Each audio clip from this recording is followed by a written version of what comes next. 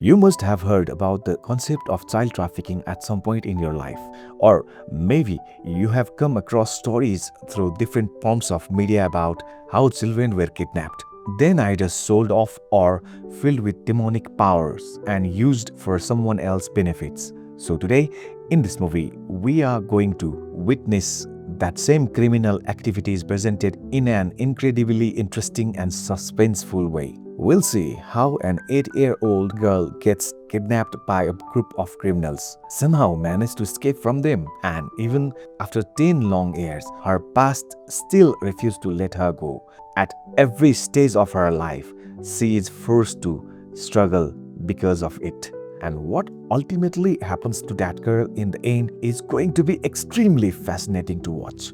The ending of this movie is so intense and shocking that you probably haven't seen anything quite like it before. And friends, the name of this movie is The Witch, The Subversion. Right from the very opening scene of the movie, we see a group of terrorists who have kidnapped several children. The two main people running these criminal organizations are Dr. Beck and Mr. Choi. One day, a 7-year-old girl escapes from their group and they desperately search everywhere for her. But no matter how hard they try, they can't find her. The girl was badly injured and these people had already assumed that she was dead. Because after all, how long could a fully injured 8-year-old child possibly survive on her own? But their prediction turns out to be completely wrong. The girl remains unconscious in a field and the owner of the field, Mr. Go, notices her there the next morning. He quickly runs to her, picks her up and brings her home. There, he gets her treated. According to the doctor, her condition is not too serious and he tells Mr. Go that she will regain consciousness very soon. At the moment, the doctor asks Mr. Go an important question. What are you going to do with her after she wakes up? Mr. Go pauses and thinks about it. From her, the scene suddenly shifts 10 years into the future. 10 years have now passed since that incident. In the opening scene, after the time jump, we met a girl named Jae-yoon who has a mischievous personality. She secretly takes a few snacks from a shop without informing the owner. She is both smart and clever, and her naughty side includes many things, like driving a car without a license. Driving through the fields, she eventually reaches a house where we see Mr. Go again. And now we learned that Jae-yoon is actually the same girl whom Mr. Go had rescued and treated years ago. After that incident, Mr. and Mrs. Go had officially adopted her. Jae-yoon is actually a very good girl. She is excellent in her studies and she also helps manage her father's farm extremely well. Meanwhile, her mother, Mrs. Go, has started showing symptoms of diseases called Alzheimer's, because of which her health is slowly getting worse. On the top of that, Jae-yoon herself suffered from severe migraine attack at intervals, and during those attacks, flashes of her past began returning to her mind. She often remembers the horrifying incidents from 10 years ago, and every time it feels like her head is about to split apart. Her family is also struggling financially. Because of these difficulties, Jae-yoon decided to participate in a television singing competition where there is a huge cash prize.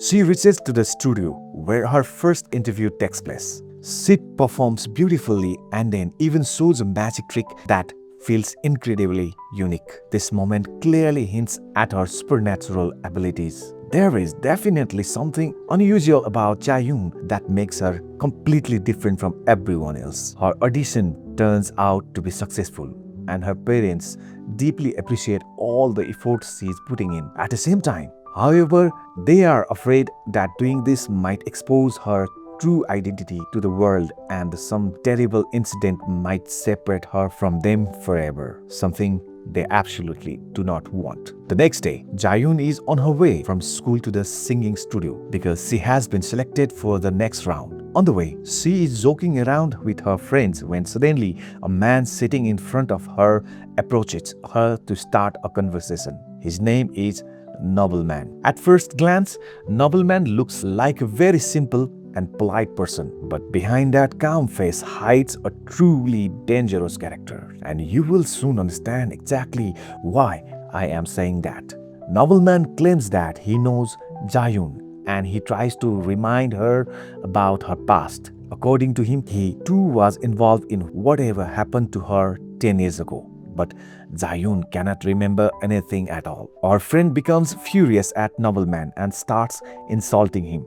After that, he quietly gets up, walks toward another compartment of the subway. On the way, he accidentally bumps into another man, and in response, Nobleman brutally beats him almost to death before throwing him out of the moving train. The scene is genuinely terrifying because here we finally witness the monster's side hiding behind Nobleman's sweet-looking face. Now, who exactly Nobleman really is and what connection he has with Jayun will all be revealed later in the movie. The scene shifts again, and in the next scene, we see Jayun arriving at the studio. She successfully clears this round 2 and qualifies for the quarterfinals. But while leaving, she suddenly starts feeling extremely uncomfortable. She enters the bathroom where blood begins coming out of her nose and mouth, and once again she is struck by a severe migraine attack. During this moment, we are shown a flashback scene where a doctor tells Zayun that she does not have much time left to live and only has a few days remaining. After calming herself down a little, she steps outside. She and her friend are waiting for a taxi where suddenly a black car stops in front of them. Choi steps out of the car, and this is the same man who tried to capture Zayun at the very beginning of the movie. He offers her a ride, but his real intention is kidnapping. Fortunately, Jayun and her friend get a taxi at the right moment and avoid him. Now, many of you might wondering how Choi managed to find Jayun again after so many years and why he wanted to kidnap her once more. The reason is that after appearing on television, Jayun became famous throughout the country. Her singing performance eventually reaches Dr. Beck and Choi, and they immediately recognize her as the same girl who escaped from their grasp 10 years ago.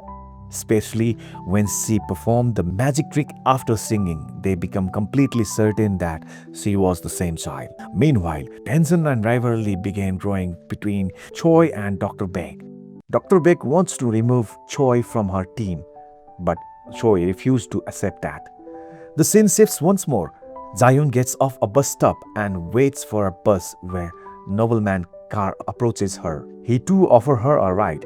When she refuses, Nobleman suddenly reminds her that her family lives could also be in danger. Hearing this, Jayun immediately rushes back home. Her friend also calls her father, who works in the police force. When Jayun reaches home and sees her parents safe and normal, she finally feels relieved. But in reality, those people are already preparing to kidnap her again. Just as I mentioned earlier, the same night while everyone in the house is asleep, Jayun suffers another painful migraine attack. She clutches her hand and cries in agony. At the same time, her friend steps outside to the bathroom. A few moments later, Jayun hears a faint noise coming from outside. As she sits up, a man suddenly points a gun at her, while another man holds a knife against her friend's throat. And friends, these are the same people who had tried to kidnap Jayun before. Now they have broke into her house in the middle of the night. They ordered Jayun to come with them, but at that very moment, another violent migraine attack hits her, and she started feeling extremely disturbed and frustrated. One of the men grabs her and tries to drag her away. But suddenly, Jayun's face turns red with rage. In an instant, she delivers a powerful blow to him and begins shooting all the kidnappers around her. Even she herself does not understand how she managed to do all this. Once she calms down, she becomes terrified after seeing what she has done. As the audience, this is the moment where we finally get to witness Jayun's true form. Soon after, Nobleman arrives there along with a criminal girl who starts laughing at her. Nobleman tells her, "See, I told you, you are the same girl who escaped 10 years ago. You possess powers far beyond all of us, and that's why everyone has been chasing you." At this point, Jayun still remembers nothing about her past, nor does she know anything about her powers. Nobleman then threatens her saying that if she refused to go with him, he will kill her family and partners. But if she comes with him willingly, her memories will return. For the sake of her parents, Jayun agrees to go with them. She gets into the car with them and they take her to a research laboratory where she finally comes face to face with Dr. Beck. Dr. Beck looks extremely happy upon seeing her and says, "I thought you had died, but after seeing you on national television, my hope returned. The moment you performed the magic trick, we became certain that you were the same girl." Still, Jayun cannot remember anything, and blood once again starts falling from her nose and mouth. Watching her from an office room, Dr. Beck laughs and orders one of the doctors to inject her. The doctor injects something into her neck. The Dr. Beck tells her that now she will remember everything and that she has become a witch. She says Jayun will finally realize her supernatural powers. However, without a regular dose of this injection, her body will slowly begin breaking down from the inside. Dr. Beck's true intention is to awake Jayun's power through the injection and then use those powers for her own benefit. But right here, the movie reveals its biggest twist. Jayun suddenly started laughing and tells Dr. Beck, "Did you really think you brought me here? Then you are completely wrong. I wanted to come here myself so that you'd inject me. This injection has extended my life by another month. I was going to die soon because of my illness anyway. But you just made my job easier." After this shocking revelation, Jayun brutally kills the doctors and starts slaughtering everyone inside the research lab one by one. Now friends, let me explain the movie's plot a little more clearly here. The witch in this movie is actually Jayun herself. When she was 8 years old, she escaped from their organization because she was a witch child with supernatural powers. That is why she managed to kill several members of their group before escaping. Even though she herself was badly injured and collapsed in the field, unlike what everyone thought, she had always remembered her past perfectly well. And now another huge twist gets revealed. The reason Jayun participated in the singing competition was all part of a carefully planned revenge scheme. Her audition, the magic trick, meeting nobleman, even getting kidnapped again, every single thing was part of her one plan. She had not been forcibly brought there. She had willingly walked into their trap so she could take revenge on each and every one of them. She shoots Dr. Beck in the leg and tells her, "How could I ever forget you? I can never forget the day you filled my life with unbearable pain that I remember and cry over every single day." Then she shoots her again. But suddenly, nobleman appears behind her and points a gun at her. And here, I wanted to tell you that nobleman was actually the same injured little boy whom Mr. Choi had insulted and thrown away at the beginning of the movie. He was another child like Jayun, but unlike her, he remains loyal to Dr. Beck. That is why he now stands against Jayun. At the same time, Choi attacks Dr. Beck's people with his own men because Dr. Beck had betrayed him. Choi's men massacres all of Dr. Beck's guards and staff.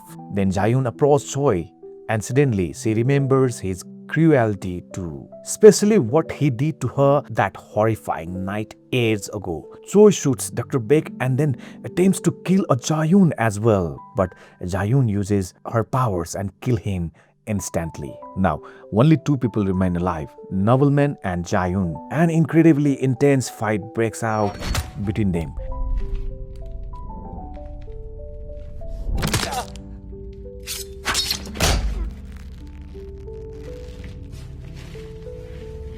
And in the end, Jayun kills Nobleman too.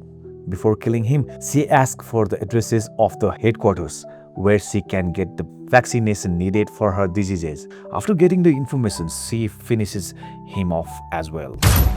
The scene then shifts again and we see Jayun arriving at the hospital to meet her parents. There she gives her mother the vaccination. By the point, Jayun herself also has very little time to live and she desperately does not want to die. And finally, at the very end, Mr. Go reveals another major secret. He explains that the night he found Jayun injured, he already knew she was a witch because as soon as she arrived, many animals on the farm mysteriously died. He had originally wanted to send her far away, but Mrs. Go insisted on raising her and keeping her with them. Hearing this truth makes both Jayung and her father emotional. Jayung promises that she will definitely return to them one day. After this, we finally reach the movie's ending, where 3 months have passed. By now, Jayun has obtained the address of the headquarters. She arrives there and discovers that the woman running the headquarters is Dr. Beck's identical twin sister. She already knows about the destruction Jayun caused and is deeply terrified of her. Because of this fear, she willingly gives Jayun a permanent vaccination that will save her from dying. Standing nearby is the assistant of Dr. Beck's sister, who suddenly tries to attack Jayun. In response, Jayun coldly says, "If you even touch me, I'll blow your brains out." And the moment she says that, the movie comes to the end right there. So friends, I hope all of you enjoyed this video. If you like the video, then make sure to like it, share it, and if you are new to the channel, don't forget to subscribe.